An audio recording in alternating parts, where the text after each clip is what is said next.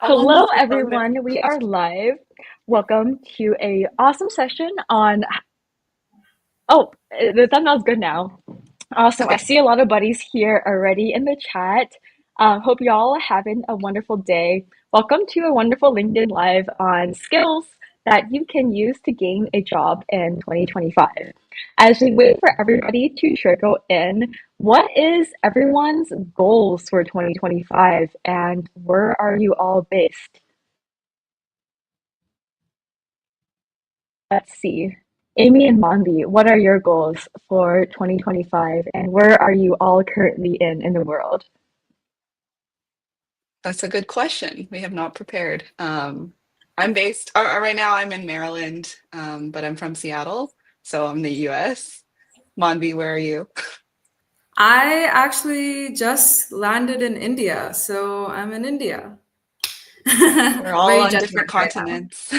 Very different continents. Yes. Grace, where are you right now? I'm in Lisbon, Portugal. So we have Asia, um, Europe, and North America in the house today. Yeah.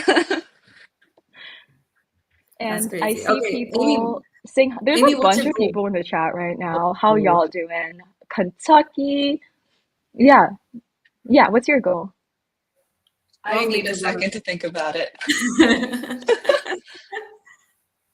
Um, Honestly, my goal is to continue to make an impact in the UX community and get more involved in maybe doing more cohorts with UX Go, maybe doing more events like this with Design Buddies, just more outreach stuff. I'm so happy that you're liking the cohort stuff and everything. That's so like that's so motivating. That's so nice. Yeah, it's super fun. Yeah. I love Yeah. that. I'm glad Leon believed in me.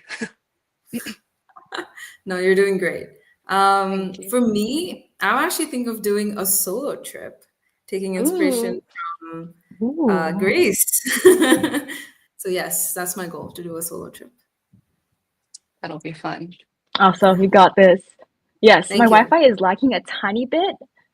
My Wi-Fi is lagging a tiny bit, but I'm hoping it gets better. I could hear, don't worry.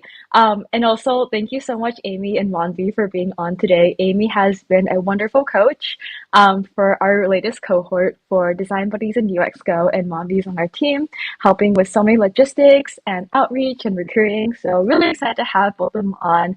And yeah, I think we met at Config, Amy, and I will be going to Yeah. Config again, and then we have a mutual as well. And Yeah. um, Monvi, we met at like a bunch of Design Buddies events in San Francisco, where I'm from. It looks like all the buddies are from around the world. We have Berlin, we have Kentucky, Stockholm, Sweden, Toronto, India. Well, we have all three continents in the house, like London, New York. Everyone wants to find a job. Really spilling all the tea about finding a job. UK, Maryland, Canada. I love that. Valia would love to have you as a mentor, Amy. Oh, And she's on my without cohort further team. ado, Yeah. oh, cool, cool, That's so cool. cool. Awesome. Let me start sharing our lovely presentation. All of us will be sharing some insights about how we landed a job. So, skills to land a job about 2025. I'm also curious, what are you all concerned about in the job market? Do you think there will be more AI taking over your jobs? Do you think there's more competition for junior designers? Let us know your biggest fears and how we can address them. Oh, we have Singapore too. I remember. Thanks for coming to our meetup in Singapore, Madeline. San Diego, Lisboa. Oh, yes, I am in Lisboa as well.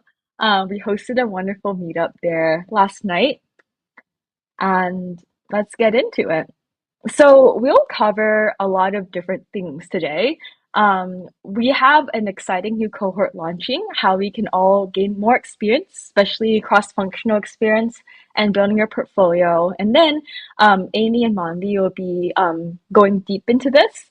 And they'll talk about LinkedIn hacks, how I was able to land a job. I have actual screenshots, create content, and how I was able to actually land my first UX design job at Electronic Arts with no design degree. So I never went to school for design. different ways you can use ChatGPT to write your resume, because I'm all about working smarter, not harder. Different skills to have, some trends you can leverage, and some networking hacks. But let's do a quick intro. Amy, would love you to share more about yourself and what should people get to know about you? Yeah, I'm Amy. Hi, everyone. Thanks for joining. I'm a product designer right now at Microsoft, and I actually got into UX in an unconventional way, which I'll tackle later a little bit. But I used to study architecture in school, and I only found out about UX a couple years ago. But yeah, I'm currently worked a couple years now, so it's definitely very possible for all of you guys to break into it. Yes, thank you. What about you, Monzi? So I actually started UX. I was actually an engineer before, engineer turned designer. I did my undergrad in computer science and then my master's in ATI. And I graduated like 2023. And I was also like kind of like suffering to get a job. And then I did. I was a product designer at Pfizer, still am. And yeah, actually not too long ago, I did the UX Go course, and that's how I met Leon as well. So yeah, like excited to dive more into that. Awesome, awesome. And hi everyone, I'm Grace. I do a lot of random things. I mostly founded Design Buddies and have been vibing around the world for Design Buddies and UX Go. Design Buddies is our community side and UX Go is our education side. Goal is to provide more resources to help people land jobs. So we'll be covering some of that today as well. We also host events around the world. Like we've done one in like 10 countries so far this year. And they're really fun. Hosting a big conference next year. Our next one will actually be in Buenos Aires in January next year, and then back home in San Francisco. We're starting a design agency, trying to help more designers land jobs and get hired. I've also been a world traveler, so I've been to almost 40 countries. I used to work as a UX designer myself. I was at EA, Electronic Arts, for almost 4 years. I worked on some stuff for The Sims as well for Sims content creators in the marketing side. My background's actually in bioengineering and computer engineering, but I broke into UX without having any sort of design degree or boot camp. Um, and I'll be sharing some more resources along the way. And I also love yelling on the internet. So I've been a content creator. So on LinkedIn, I like to be a little bit spicy and yell about stuff like salary, stuff about like challenging norms in the workplace. So I've been in my spicy content era right now. So on LinkedIn, if you want to follow along as well. So yes, let's dive into it. And Leon, he's not here right now, but he is within us in spirit. So I'll talk about our work with Design Buddies and UX Go. Leave a comment in the chat if you have heard about us and have any questions. We have some time for questions at the end too. Design Buddies is a free community. We are the world's largest design community, and because I can't think of a bigger one, we have a total audience of 150,000, including an Instagram account with over 2 million. And we have a Discord server and a newsletter where you can join. Goal really is to level up your design career, help people make networking fun and make career development fun. Because I started Design Buddies when I was a student 4 years ago, and I felt like other design communities out there were very intimidating, very corporate, very boring. And I just like cute kawaii bunnies, and here we are today. And for UX Go, Mombi, do you want to share a bit about UX Go? Yeah, of course. So UXGo is like all about its members and alum. And I think the bigger mission for UXGo is kind of to like help students land their dream job and hopefully in big tech. And so it's like a place where you can get your skill set, like upskill it, and you can also learn new ways to like kind of get into the job market, like interview skills and like learn more about how to just thrive in, especially in this kind of like economy and stuff. So in 2024, again, we saw like 800 plus new members and 100 plus UXGo alums. So alums are technically students who went through the program and they believe in it so much that they landed really good jobs and they want to come back and give to the community. And I'm part of that because I also did that. And yeah, they help other students land big tech jobs as well. Awesome. Yes. And I see in the comments a big concern folks have is concern about real projects and how to make projects for a portfolio. So we'd be diving into our next exciting cohort, more about that and Amy's experience about how we can get an actual project and how we're different from boot camps, which I can go into rabbit hole, but not gonna do it right now. Um, Mombi? So UXGo is like a place where like we offer different kinds of services and products. So the first one is like members, like it's a membership thing. Like when you join as a full-time member, you have you can like take one-on-one coachings with our amazing mentors, one of which is Amy right here. She is a product designer at Microsoft. And also we have so many other amazing mentors from big tech companies like Microsoft, Meta, LinkedIn, Twitch, etc., etc. So amazing people, and you can get such good insights from them. Then we have the 10-week internship project track is exactly what one of you had, like the concerns is like to, upskill your portfolio, get new case studies and stuff. Well, that's exactly what we're trying to do with the 10-week internship projects is like we're trying to make sure that you guys have like amazing case study to show and land a job with. So we actually, we kind of couple up with amazing startups, very cool startups. And you guys as designers, you work for them and then you kind of like ship the products and then, you have like a great portfolio up, and that's kind of what we want. And also we have the 8-week job hunt track as well. And which is like just dedicated to you, like, dedicating that 8 weeks to job hunt. If you're like lacking motivation or anything, we're gonna like handhold you and kind of, make you do some stuff to like make sure that you get the job that you really want. And we have the job boards, which is actually really cool because it's like unique insights from people who work at that specific company, and they give you their insights on how to tackle that job interview and stuff. So it's very cool. You guys should check it out.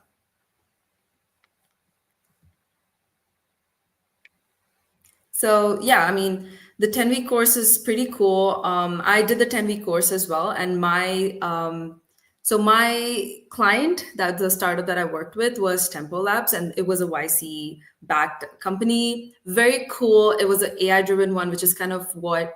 So the reason why I wanted to join UXGo in the first place was because I feel like I just lacked the growth because I was the only product designer at my company and my team. It's like a team with a lot of engineers. So I felt like I was like stagnant at a point. So I feel like my designs weren't like growing and I wasn't growing as a person. And I really wanted to be challenged. And I wanted to work on more AI driven products because that's kind of like the niche I was choosing for myself. So this just seems so appealing because, there's super cool startups that I get to work with. So I'm like, hey, let me just jump at the opportunity, see what this is.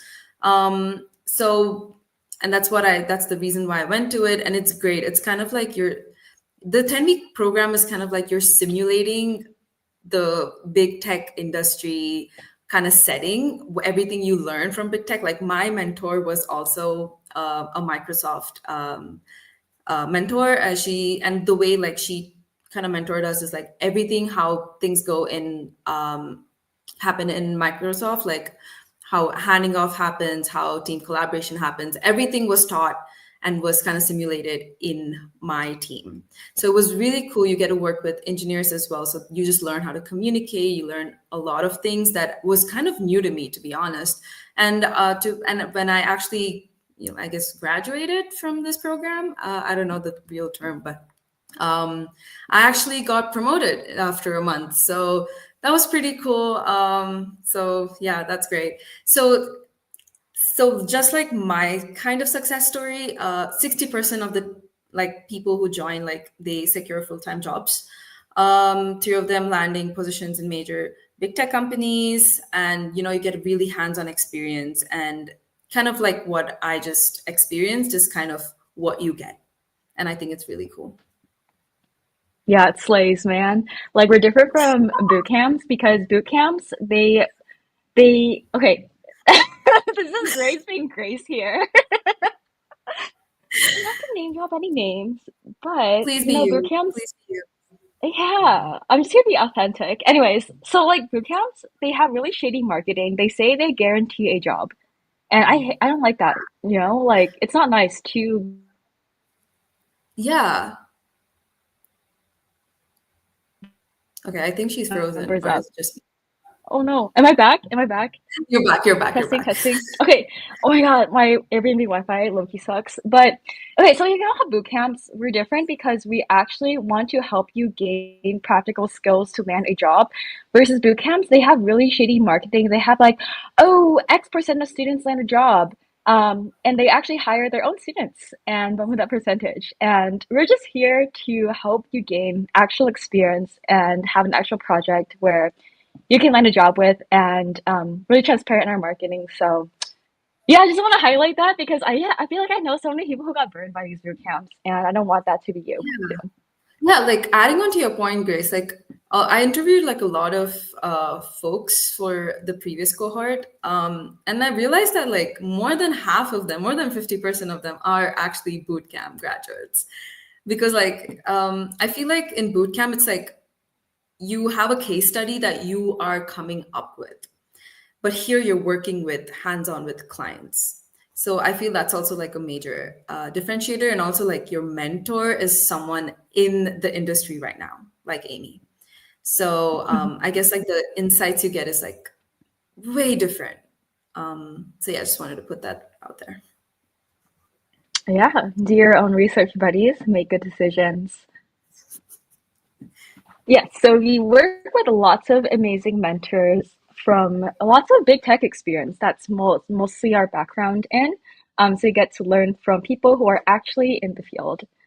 And with that, we hand it over to Amy. Yes, so yeah, I'm just going to be sharing now a little bit of the actual insights that we've learned from the UX Go Advanced 10-week cohort. It's not just about talking about the core cohort, you're going to actually learn things in my section, don't worry. Yeah, next slide. Yeah, a little bit about me. So I'm a career coach with UX Go now, and I'm a full-time product designer at Microsoft, but I actually had somewhat of an unconventional introduction to UX, so wanted to talk a little bit about that. I went to school for architecture during my time in university, and I didn't learn about UX until my final year of college. But even though I wasn't learning Figma or building this portfolio at this time, I was still able to apply the skills I learned from school to becoming a better and more unique UX designer. For example, I found the process of research and looking for precedents in architecture, as well as the site analyses and diagramming that I learned in my architecture studios, very similar to this discovery phase in UX. So I was also able to apply my skills in spatial design and explorations into this color and geometry, into how I thought about the visual design process as well for product design. All this is to say that anything you learned in your schooling in the past, even if you sorry, originally thought it had nothing to do with UX. I know a lot of you have like engineering backgrounds or like science research backgrounds. It can all be a great tool to help you provide a unique perspective on the field of user experience design. And also it makes you, it's not a hindrance, it actually makes you stand out as an applicant in the competitive field. So today I wanted to share some UX insights related to our 10-week advanced cohort from the current cohort that's going on in Q4 of 2024. So I'm one of the coaches leading one of the 3 cohort groups that are working with real clients to make real designs and to go to development for these startups.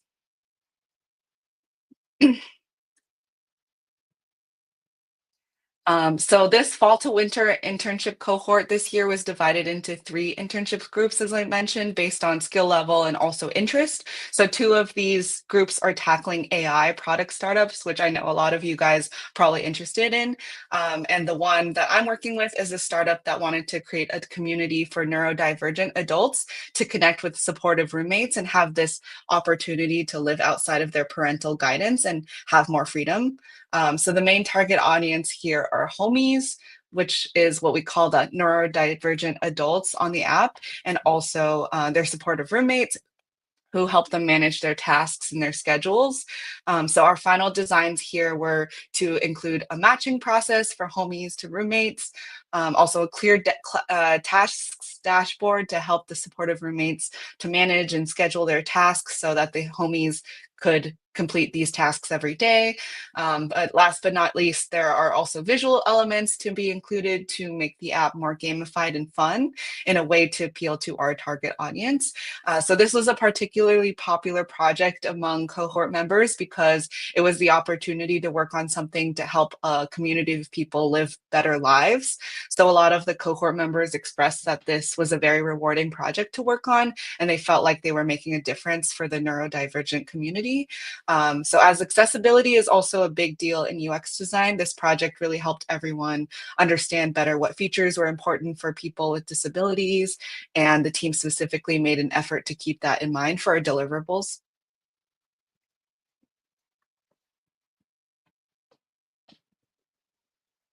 So in general, good UX designers know how to pace their schedules to fit the time constraints necessary for this project. So in this case, our cohort was working on under a 10-week schedule to deliver this full UX process from discovering research to high fidelity wireframes and deliver a cohesive design system. So one of the main takeaways here is the importance of organization and planning when it comes to starting a project. We made sure the coaching team was taking into account the students' opinion when it came to pacing the class while providing guidance as to what key steps we needed to complete.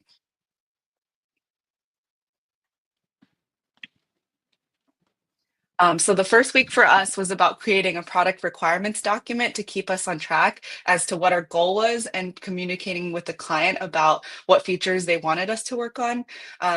For anyone, it's important to organize your project with a spec or PRD in this case to make sure the team can truly understand what deliverables should be, align with stakeholders on what you're working with, and also clearly plan out the duration of your project. If you're on a big project team at a big company, this might be done by the product manager, but in smaller design agencies or for contract work, kind of like what we're doing in the cohort, it will fall on you to be organized and create something like this.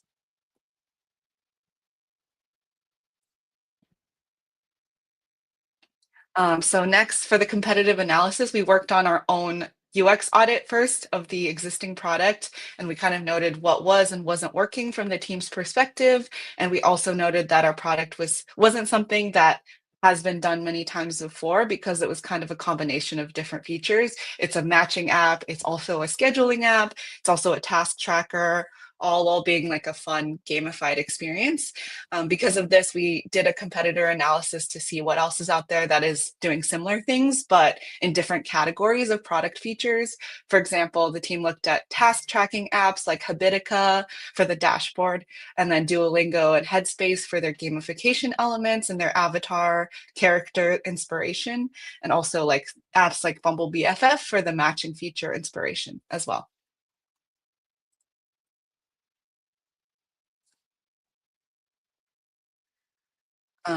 So one of the key things we did in this first phase also was focusing on user research because even though we could point out some things that could be improved with the product, we didn't want to assume what was best for the user because none of us were the target audience for the product. We were able to set up multiple interviews with real users of the product in sets of homies and supportive roommates, and the class thought this was an incredibly useful and very motivating to talk to people who are really excited that we were working on this, and it helped us better prioritize our features moving forward. So the next few weeks in our cohort were about ideating with the team and developing low to mid-fi iterations of the design and to get multiple rounds of stakeholder feedback from the client. So we met with client once a week for about an hour. So the team learned here different ways to come up with ideas and the benefit of physically sketching and also doing crazy eight exercises, which is an iteration activity that allows you to sketch 8 distinct ideas in 8 minutes, and also how to narrow down the ideas they've created to get the most effective one. So we also worked on user flows and the importance of making the flow between scenarios seamless and clear. A good user experience, of course, makes sure users don't notice the flow of the product at all. It's just comfortable and intuitive. So this phase really helped the team get familiar with coming up with multiple ideas for each feature and learn how to make tweaks and revisions based on what the client wanted. So this is a user flow from the class, specifically from the task check-in flow. You can see that the students broke up the actions taken into one color for everybody on the app and then one color for actions only taken by the supportive roommate. So this is just to show that there are a lot of different ways to do your user flow, but the most important thing is that you use the colors and shapes in your diagram systematically to present the information in a clear way. So here are some real sketches that the students in my cohort did. The benefit of sketching on paper is to, of course, be able to get the freeform ideas down quickly without thinking too much about how it looks and getting everything perfect. This lo-fi phase is really about sorting out the information architecture and thinking about where things should go on the page.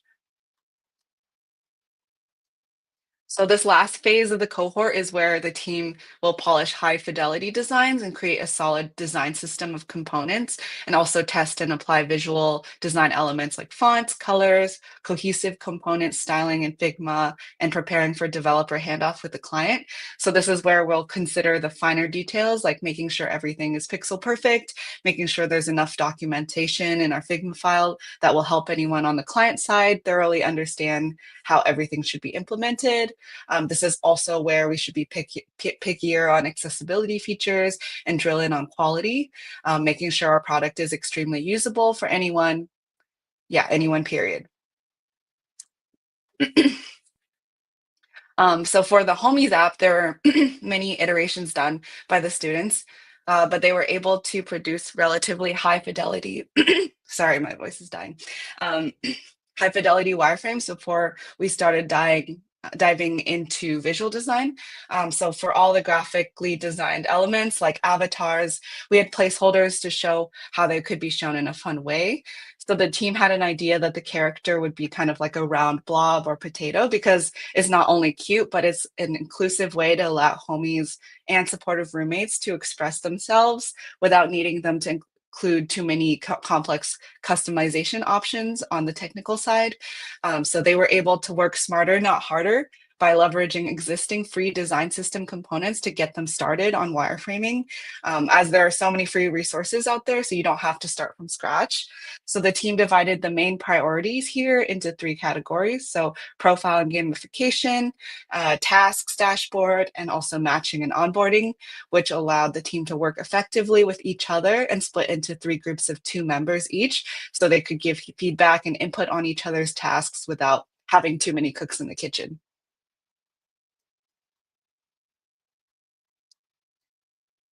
So this is where the students were able to start thinking about like what fonts, colors, components they needed to create a successful and unique product. So they kind of went from not knowing too much about design systems to producing the start to what looks like a promising visual design palette for the client to implement. So this is very impressive.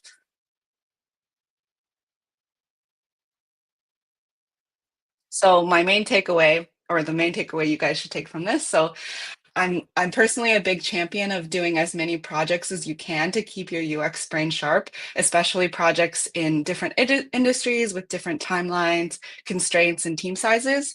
So the advanced 10-week cohort is a really unique opportunity because companies nowadays care about real-world design experience with real constraints, users, and with developer implementation, which also produces metrics that you can then include on your resume and things you can talk about in your interviews. So this is essentially a way to get work experience without having to land one at a company that requires a lot of prior experience. So anyone can design something cool and crazy if they don't have the real users in mind and technical pushback. So doing projects with devs and interviewing real users is a great way to make sure you're focusing the right things in your final designs. So for those who aren't doing the cohort, you should be always actively looking around in your community and seeing if anyone needs UX design help. It will surprise you how many people are looking for a good designer for a project. And because not that many people are willing to do projects outside of their day-to-day work and duties, if you do this, like look for passion projects all the time, you'll not only get more experience, but you'll be a better designer and learn how to work with different types of people. But it will also show your passion for design and give you more to talk about in interviews. And there will be never an empty spot on your resume moving forward. So this is, yeah, definitely the right thing to do.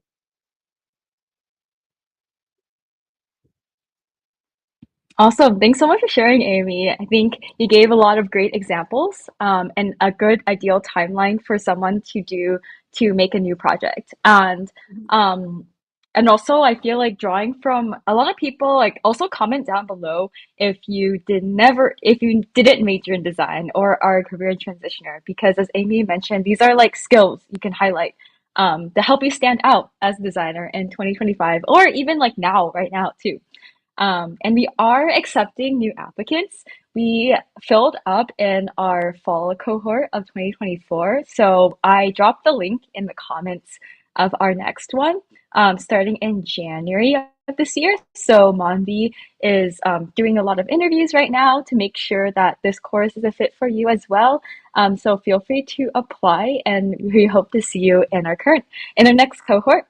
And we also have a really cool opportunity for you all right now. In this chat, if you guys are still interested, and after this, I'll be talking about some other skills that you can stand out. But first, we have an early bird promotion going on right now. This week is if you bring a friend to join interviews together, you can earn $500 off our cohort. And if you just note in the application that you're the name of your friend, we will make sure to make sure to get that in the system as well. And it doesn't really affect team matching interviews because when Monvi is interviewing, you can also talk more about the interview process, but essentially we're just making sure it is a good fit for you and you can get all of your questions answered as well. Monvi, do you have anything else you want to add about the interview? Yeah, sure. So the way I interview is it's not about your skills in design. So yeah, I will be looking at your resume. Yes, I will be looking at your portfolio, but none of this means like I would like judge you based on that. That's not what we are. We are all here to learn. So I guess like the biggest thing that I would look for is how much passion do you actually have, because this is an intensive 10-week course. I did this 10-week course alongside my full-time job, and it was a lot. It's not that easy. It's challenging, but it's so rewarding. So it's just about like, are you that interested in design? Are you that crazy about design that you want to learn? And I think that's the thing that I usually look forward to. And how I do my interviews is that, you also get like a mini mentorship from me as well. Just the way I look at your portfolio and your resume, you also get like mentorship from me just to see like where you can improve, where you have to improve to like position yourself better in this market. And I have been through the same thing most of you right now are going through. I've been in this bad market as well, and yeah, I completely empathize. So yeah, I mean, even like in this next section where Grace like shows about like the different ways you can position yourself for a job, I can also pitch in what I see. But please apply, like talk to me. This is a good opportunity. I feel like I felt it, so I hope that you guys will too. Awesome. I see some quick questions. We'll have some more time for Q&A, but I want to share some more juicy tips with y'all first. But a quick question we got earlier is, will free advice outside this program be shared? Yes, on our social media. We're doing more LinkedIn Labs, but if you really want a more interactive, personalized experience, then you can sign up for a cohort. If not, if you prefer to like read and like watch videos, we share some advice about like job hunting like on Design Buddies and UX Go's LinkedIn, Instagram as well. But if you're looking for something interactive and personalized, this cohort is for you. We dive into other slides. Oh, we also have another job board, our AI powered job board. This job board is unique because it's free as well. And it's the link right here. And UX Go, so me and my co-founder Leon has been running UX Go for 4 years and been through many cohorts. And we have a lot of data about what kind of profile has landed jobs, has landed interviews in the past. And so the job board is unique because with the jobs, we highlight some of our alumni who have landed these jobs. So you can craft your profile based on that. And we're just really here to give you more resources to help you land that dream job, make lots of money, and live your best life. And also, yeah, join Design Buddies as well. I'll share some more tips, so stay on the line. We're on Discord and we have a newsletter and more stuff. So feel free to hop along as well. It is free. This is a free version of our community. If you want like a more personalized one, we have our UX Go design cohort. And now talk about some LinkedIn hacks. I want to know, like everyone in the chat, what do you think about LinkedIn? Is it cringe? Is it like intimidating? Is it like Ohio? Is it like Beta? Is it Sigma? I think it's so Sigma. I think LinkedIn is like so in. And the reason why I love LinkedIn so much is a lot of people in decision-making power hang out on LinkedIn. So the more you post on there, the more you increase your surface area of look. Because these design recruiters, design leaders, hiring managers, the social media they use the most is LinkedIn. And this is how I got a job without applying. But before I post on LinkedIn, I had to make sure I have experience first. So I work on projects, attend webinars, attend programs. So that's where our program, our UX Go 10-week program comes in. But once along the way, like sharing, learning in public, sharing what you learned is helpful too. I talk like a Gen Alpha sometimes, even though I am a Gen Z. I'm sorry, our kids these days. I just think it's funny. For LinkedIn, definitely update your profile. It's a place they can document your learning journey. So let's say you learned something new at this webinar. Make sure to post about it on LinkedIn and tag all of us so we can see. Use it to connect with others and use it to cold message. I'll be sharing the exact message I have sent to a hiring manager at Electronic Arts that have gotten me hired. So make sure to pay close attention and you're welcome to share any take any screenshots if you want to. For LinkedIn, I think it is good to post on LinkedIn because when people is viewing your profile, they will see what kind of vibes you give off. So you can share like text and images where you can share like what you're learning, ask questions, share updates, write longer form articles like your journey to UX so far on like articles. Videos, I think it's popping off right now. I feel like LinkedIn is low-key having an identity crisis of like they want to be TikTok, they want to be Facebook, they want to be Twitter. I don't know. But with every new feature on social media, the algorithms always push it. And right now, video is like really lit right now. And so you can do like talking head videos, day in the lives, having LinkedIn lives.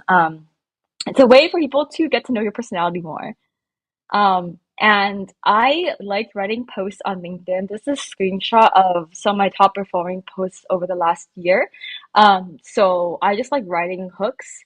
And these are the random things that went viral is like how to make networking fun, sharing, exposing my salary. So spicy thing. I like to post a lot of spicy things or being relatable. Like, oh yeah, I was ghosted everywhere when I applied to a UX design internships back in 2020 because I really was like, that's actually why I started Design Buddies because I was like honestly ghosted everywhere.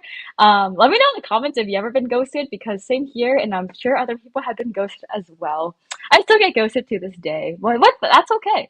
Um, and also, like with the theme of working smart, not hard, with the rise of ChatGPT, I think cover letters are so like yesterday.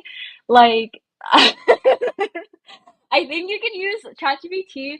So like basically, I'll give them some prompts, but like not copy and pasting, but using ChatGPT as an aid to help you write your resume, your case study, be an interviewer, and your cover letter is a good way to save your precious time. So, for example, if you want to use, these are just some prompts you can do, is like for ChatGPT, you have to give it confidence. Like you are a UX design hiring manager at this company that I'm applying to, and you're feeding it the job description, and you're feeding it your resume and your experience, and it'll help you craft like your resume and cover letter.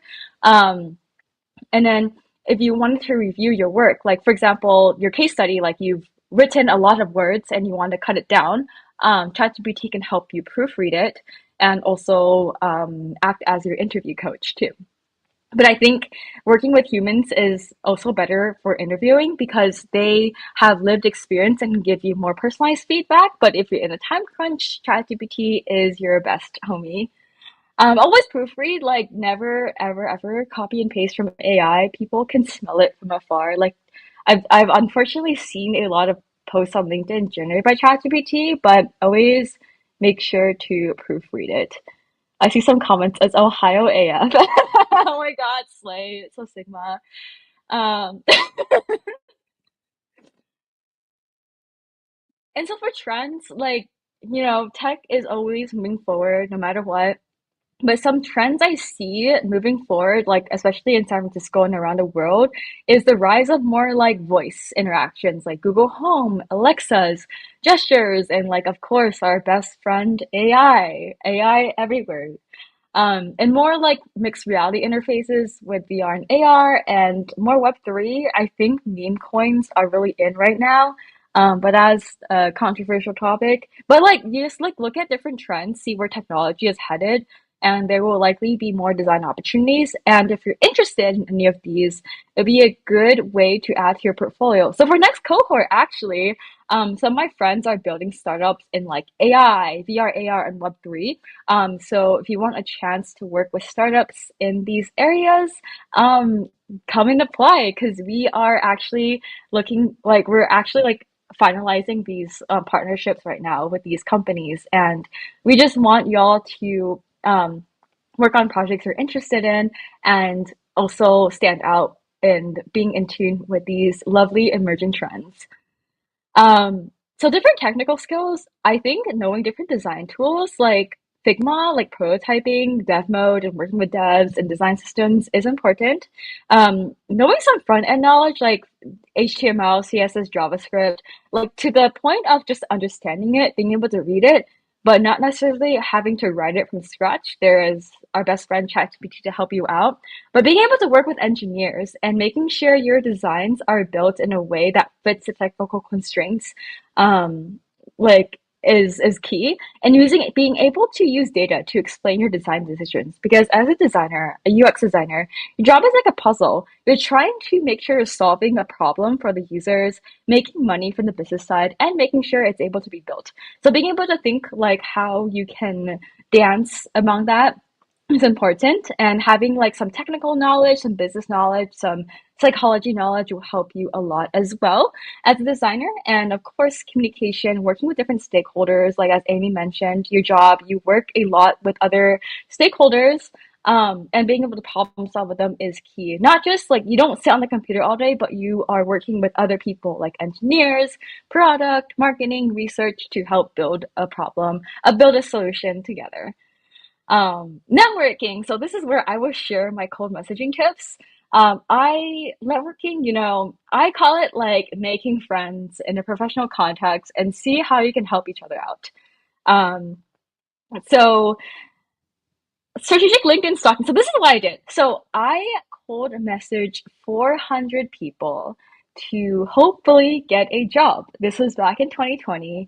I had zero design degree, zero experience, but I strategically searched up people, like these are these job titles of people who are likely hiring designers right now or in the future.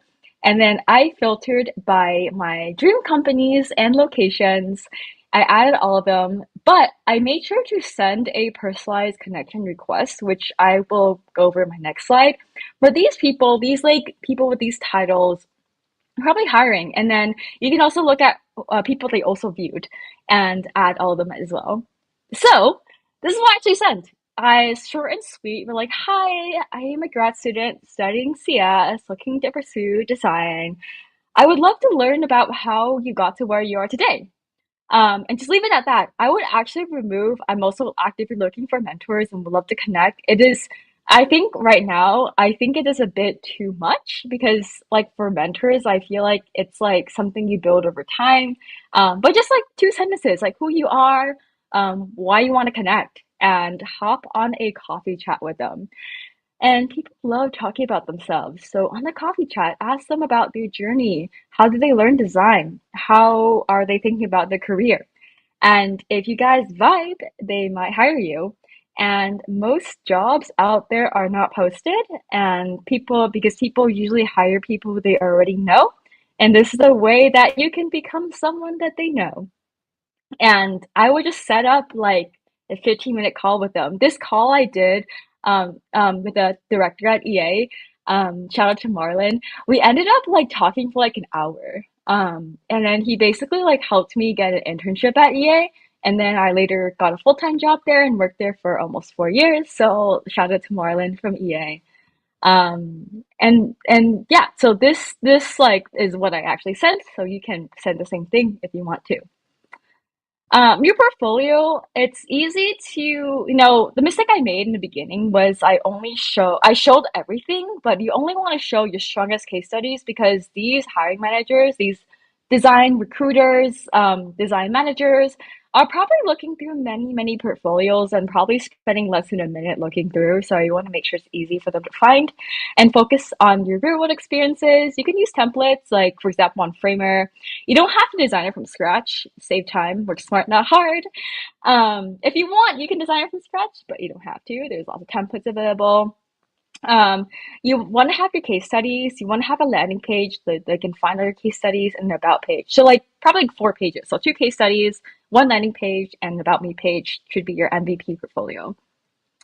Yeah, I also want to highlight our resource again. We have a discount if you guys are here today in this live that we'll be sending out via email later.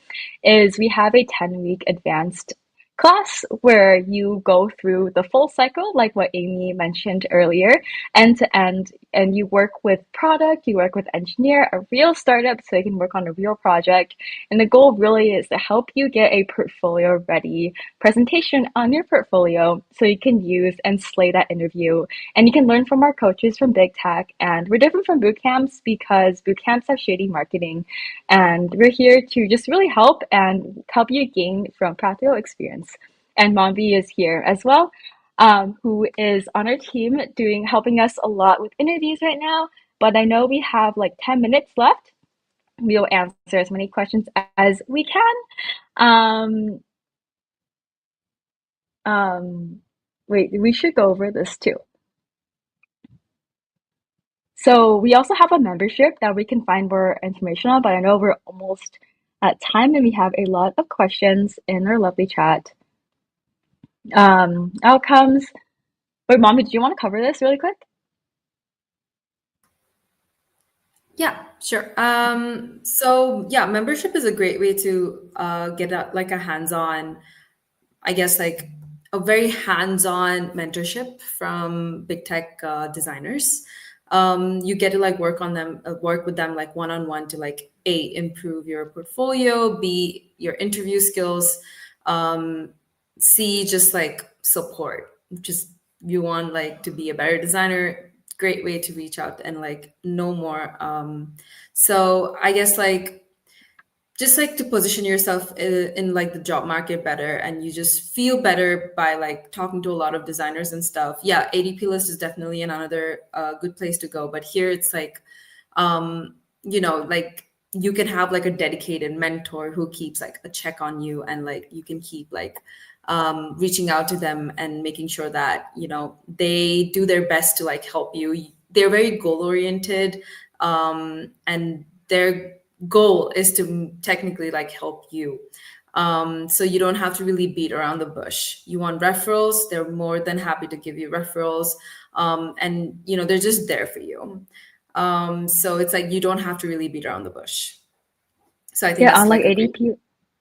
Unlike ADP List, we have clear outcomes. And we have actual coaches. Yes, we have really good coaches. I know it because I had a coach too, and I think she really challenged me in ways that I haven't been challenged in a long time. So I definitely feel like I became a better designer for sure. Yeah. And also it's super affordable. It's like a subscription model.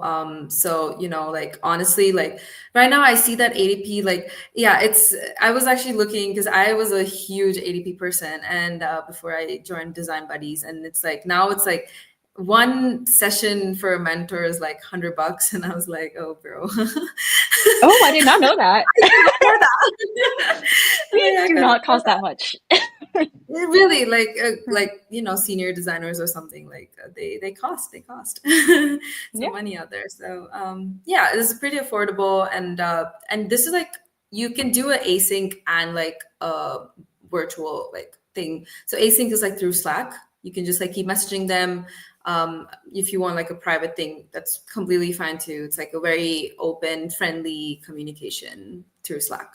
So it's very chill, very, yeah, very collaborative. Yeah, we're almost at time. Do you guys have like 5, 10 more minutes after this live to answer more questions? Just Yeah. want to vibe Yeah, of check. course. Okay, cool.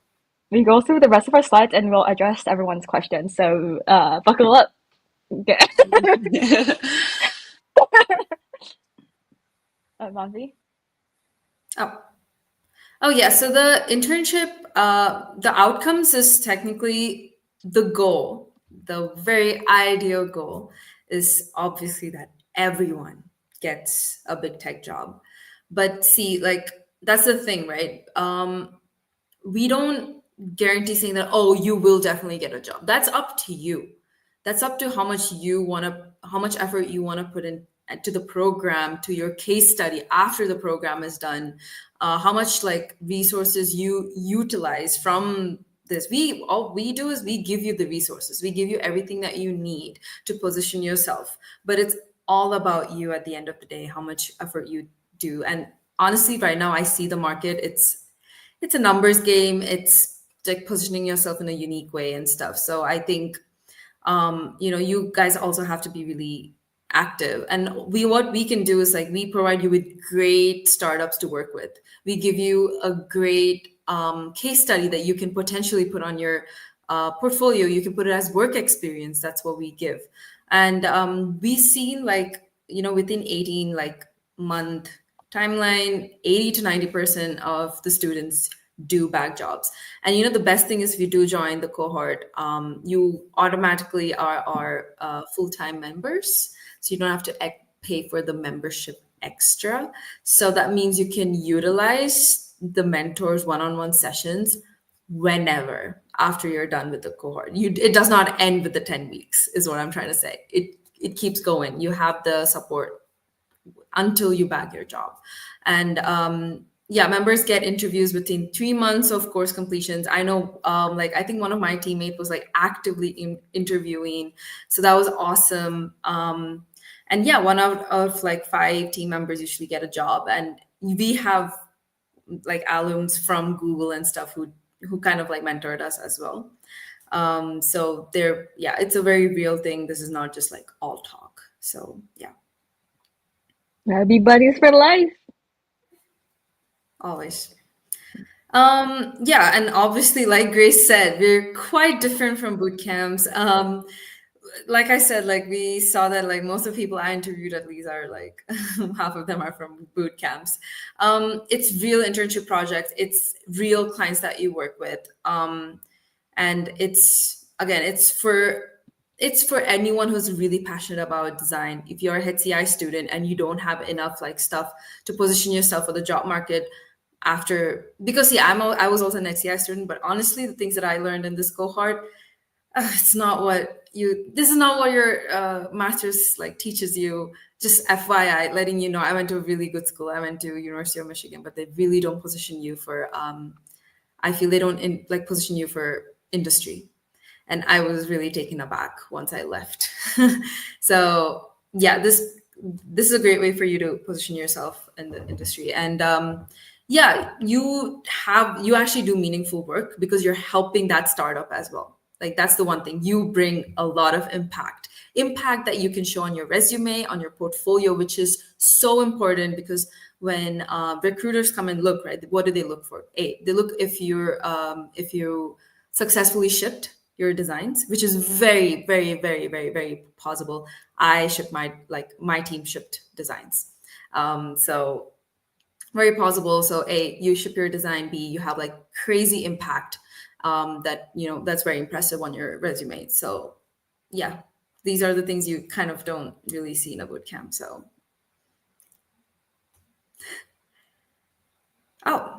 just apply. Yeah, apply, talk to me. You most probably see me. So you can ask any questions. We can have a chill conversation. We're just here for the vibes. Awesome. Let's take some Q&A. Yes. But first, join Design Buddy. Yes, join Design Feel free. We Buddies. have some. Yeah. Yeah, I'm saying this because like I honestly joined Design Buddies like how like 6 months ago when I came to SF. It's a great community. I met so many great people. Like so many of them are my friends, like really good friends now. So like honestly, such a good community, and yeah, you guys have to like definitely check it out. Yeah, Design Buddies. So think of design like this is like the same company. Design Buddies is a community site. It is free resources for anyone to connect. We have all events around the world and conferences too. And UX Go is our education because our goal really is to help you all advance in your career and have fun at the same time. So we want to give resources to you to build practical skills as well as having fun. So join us on Discord. It's free in our newsletter too. And we also want to answer all your questions. But here's also the QR code if you want to sign up for a 10-week advanced project cohort. We'll be covering as many questions as we can. We'll be doing more webinars, and our inbox on LinkedIn is always open. You can always email me as well. And let's take some questions.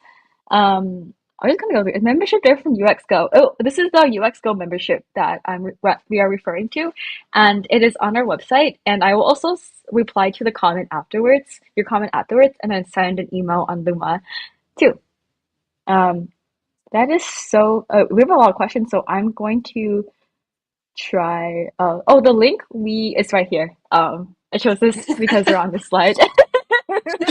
Perfect. Yes. Yeah, a lot of if your question hasn't been answered, then send it again. This is recorded on our YouTube and LinkedIn. So all of our events are recorded and trying to scroll through, there's a lot of questions. And I am talking and reading them at the same time. Oh, a question earlier. Previous big project called POD slightly different naming. Yeah. Common center name. Refer to this project design development document and then what information architecture role. Mm. I personally think that like every company is going to refer to this document differently. Like at Microsoft, we call it a spec. At UXGo, we call it a requirements document, PRD. But I don't think it matters too much what you call it, as long as you all know at your company or your organization what you're talking about. Just like UX design and product design, they're all like kind of the same job. So that's my hot take, or it is a hot take. Yeah. Hmm. What's the I difference think on I becoming a member? answered Oh, this go one ahead. already in the chat, but Hmm. Oh, okay. Um, Jamie asked, what is the difference between becoming a member at UXGo and applying for the winter application cohort? So if you apply for the cohort and get in, you will automatically become a member for life. A membership is if you want just the Slack group for like 24/7 advice. And some exciting products we have launching that is available for you as well. So it's two different things. But if you sign up for the cohort, you get both. Hi, from Ohio. I'm curious, like for Ohio people, how do they feel about Ohio being in Gen Alpha slang? I think we have See. some questions at the bottom that people just sent. Ah, yes, yes. I'm just reviewing. I'm kind of going in order. If Okay. if I your answered answer, this if your question question, in the chat.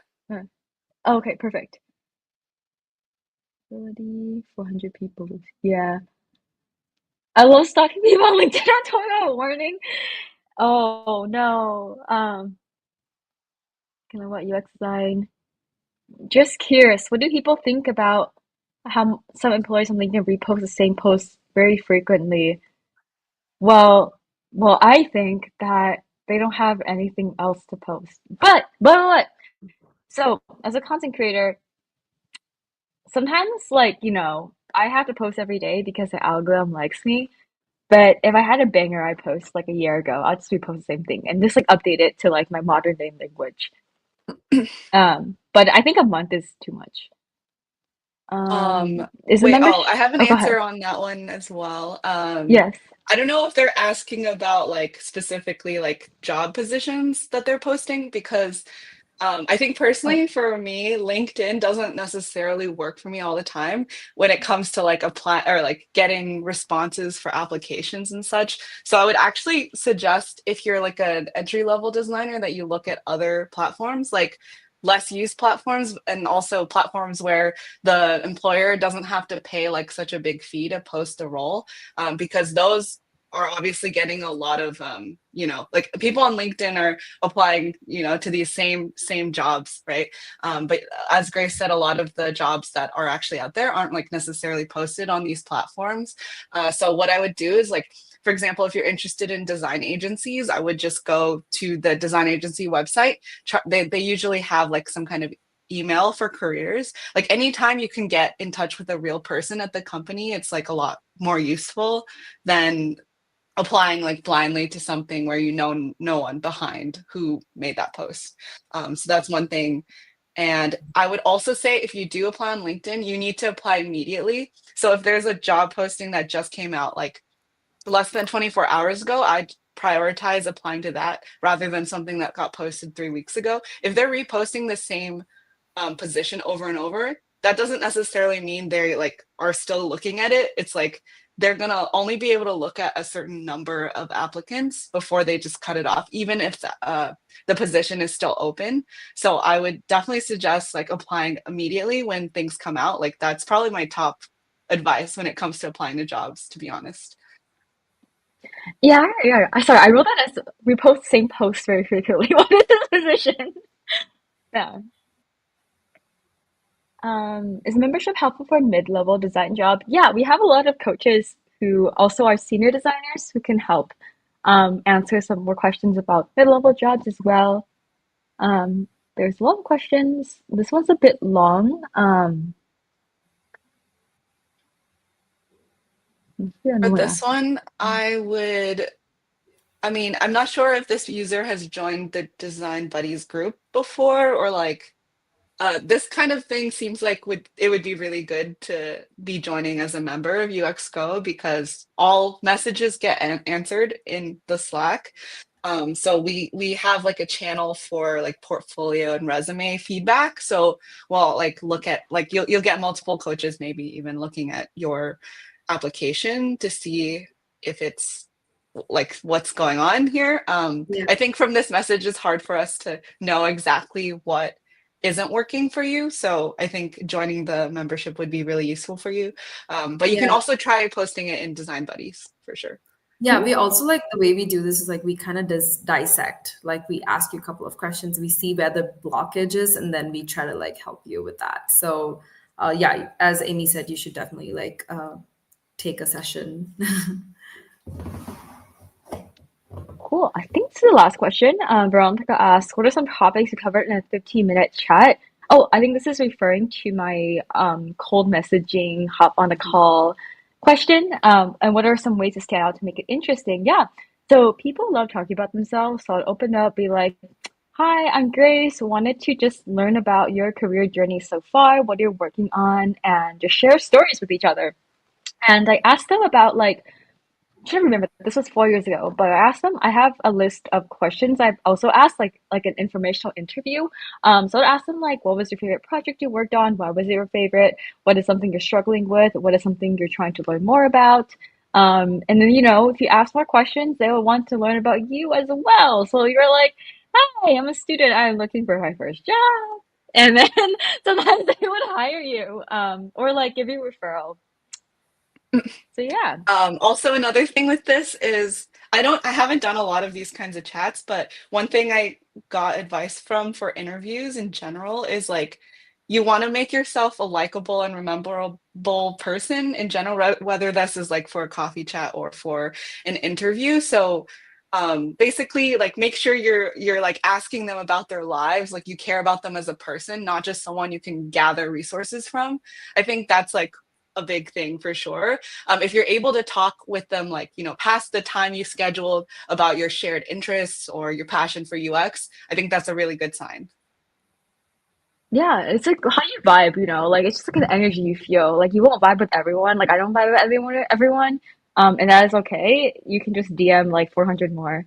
And some you just need one yes to change your Easy. just DM more. DM more, yeah. Slay. Um, I think there are a couple more, but yeah, yeah. we can take like two more maybe. Graduate in May have been job searching. How do I explain my gap? Honestly, like I don't think you need to explain your gap. Just say you've been building your skills. I don't know. How would you answer this, Amy and Rondi? I feel like when it comes to personal projects or passion projects that you're working on in your free time, I don't know if this is great advice, but you can kind of fudge the timeline a little bit if it's your personal project. So if you haven't been working on a personal project, I would start working on a personal project and say, like, this is the reason why I've been, obviously, like Grace said, like I'm developing my skills, like in Figma, or I'm doing this course or whatever. But um, like make sure you're doing like something that like increases your skill set in some way, like say you're doing like a personal project, like that is very valid for the gap. And I Yeah. think everyone does know that the market's a little tough right now, so like you standing out as someone who is working on something on the side is like really impressive. Like you're not sitting around doing nothing, like at least don't make it look like you're doing that, I guess, is Yeah. my real advice. I agree with that. I second that. I feel like don't have like a gap in your resume. Try to fill up the gap with something that Yeah. you're actively like at least like work on right now, even if you didn't, and like add that as something like, the filler, but don't have that on your resume. Mhm. Or join our cohort and add that on your resume. Yes. Yes. Or you can like literally like pick up a redesign or like do some freelance design or anything like that too. That's just one suggestion. Yeah. Yeah. How much control do third-party recruiters have over hiring? And how can job seekers avoid being misled by them? um, Spicy. that's a good Mm. question. I feel like there are a lot of scams out there. I'm not totally sure how to answer it because, like, I think you just have to be careful. Like, the misleading part is like when, well, you should look into the person, of course, but sometimes they'll ask you to do interviews with them over like Telegram or like over like WhatsApp or some kind of chat platform. Make sure you're like calling them. I feel like if they're willing to call you and talk about the position, it's most likely that it's a real position. They don't have much, I would say they don't have much control over hiring. They're just basically like like they're probably sending out your messages to like a lot of people to see like who will bite, um, if it's over like LinkedIn or something. So I wouldn't say you like, don't take it too seriously if someone does message you. Like it's a good sign, and you should hear them out, and make a good impression. But they don't have a lot of control over like what the hiring manager at the actual company does. Yeah, that's Yeah. what I would say. I think you'll know if someone's sus. Like you will know. Like even if you engage with them like for 5 minutes, you would know that it's kind of sus and just like redact. And if you need Mhm. a vibe check, you can post their messages on like the UX Go Slack if you're a member or the Design Buddies Discord to get a vibe check from the community. Yeah, that's also true. Yeah, the community will definitely help you out. Yeah. Awesome. So ask, can I get a one-on-one session with only membership? Yes, you can. We'll send out the Well, details of that. so the one-on-one session, it depends on, so like when you pay the membership fee, you get access to the Slack channel and you get access to messaging lots of coaches. Yeah. And you'll definitely get a response like really quickly. If you want to schedule a one-on-one like session, like for an hour, for example, where you video call and review things on a personal level, that will be an added cost. But if Mhm. you just want to like, get some quick feedback on things, like the Slack channel is all you'll need. So it depends on what you're looking for. Yeah. Yeah. Guaranteed response from design professionals. There's a lot of questions left. Let's go through them quickly. Okay.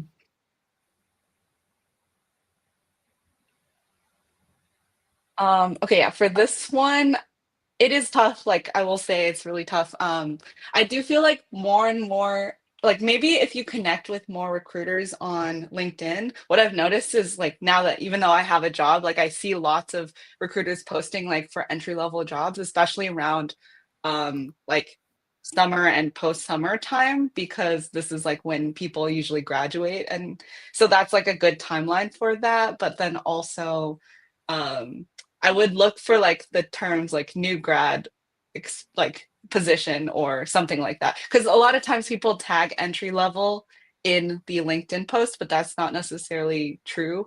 Um, so yeah, I do think this is tough though. But I also think that you should apply regardless. Like sometimes, like Mhm. even though you're entry level, I know some of my peers who graduated also got into like as a senior designer at some startups and stuff. So I would just say just apply. Yeah, It's that's fine. so true. Yeah, just apply Just anyway. do it. Just apply everywhere. Yeah, you Just got do it. nothing to lose. You got nothing to Literally. lose. Wag me, YOLO. Yeah.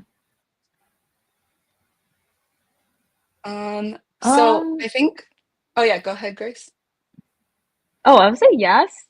I don't think your background, I feel like for a communications designer, yeah, I think so. I think AI will actually add more jobs to UX because a lot of companies want to build features with AI, and there's some AI best practices with UX. And as technology advances, there will be more designers here to bridge that with humans and add use cases to AI. So I think there will be more design jobs. Hmm. Wait, And two more Also, also questions? I know communications we're over time. designer. Okay. Oh, sorry. The communications designer role is not that far off, like when you really think yeah, about it. So as long as you position like yourself in your resume and how you talk about yourself in a way that relates what you did to what you do in UX, I think that's totally fine. yeah, because it's all about like the thinking, right? The design thinking. So communication and UX is like you think the same way. The strategy and everything is the same. So I think it would be kind of a smooth transition. Shouldn't be much of an issue. Two more. Is it a bad sign if a company pulls a full-time position, then it becomes a contract role? That's interesting. Um, I don't see that very often. Yeah. yeah. And even if it is, I don't think that's I think maybe for startups because maybe like, budget issues and stuff. Otherwise, I don't really see a reason why they would do that. If it's a company, yeah, I think it's fine as long as you're interested in still working on the company and you can come out with a good project. People hop jobs all the time anyways. I think it's fine. Um, I guess last question. I know we're a bit over time, so Jamie asked, "What are your thoughts about freelancing and becoming a content creator while trying to full-time create in UX?" I think it's good. Like if you're like, I don't think it's mandatory, but like I'm a content creator, and I think it's a great way to build your skills. Like you're sharpen your skills while making money as a freelancer and building a distribution through being a content creator and a way to showcase your skills and stand out as a designer. So I think it is a good thing if you're interested, you should definitely pursue it. But if you're not, I don't think it should hold you back. Any other Mhm. advice? Oh, oh, Kriti is here. She Hi, says Kiki. yes. Reels. Yay, hello. She says this She's our internship cohort student. has exceeded my expectations. Yeah, she's a student. The coaches are super Oh, okay. responsive, supportive, and give great feedback. And the weekly keynotes and coaches and special guests are A plus plus. Thank Yes. Yes. you. Also, current Thank you cohort so students, much. reach out to Kirti. Thank you. Awesome. Any other advice before we wrap it up for today? I actually have one advice before I dip. Um, I know you all like wanna like. I feel like it's like kind of this rut where you're like stuck and you're like, what can I do better to position myself? I have everything. I'm trying my best, and you're probably like, why am I not getting anything? So like you, there are thousands of people right now in the same position. So it's all about like biggest thing is luck. So hold on, it's not you. Two, how you can position yourself a little more is like just be a little more unique. What is everyone doing right now? Just try doing something different. Maybe come up with a video of about like why they should hire you. Say you want to get into TikTok or something. Just talk about why you're going to be best positioned for TikTok through a video and just send it to like managers. Write a blog about why you would be a great fit, or something different that people are not really doing right now. So it shows that you're putting in effort, and hey, maybe it'll click for you. So yeah, be unique, and just hold on. You guys will do great. Channel your weirdness. Own your uniqueness. Don't conform to society. Everyone has a different path. Just because you see someone doing XYZ, you don't have to XYZ with them. You can ABC. Wow. Yes, I like that.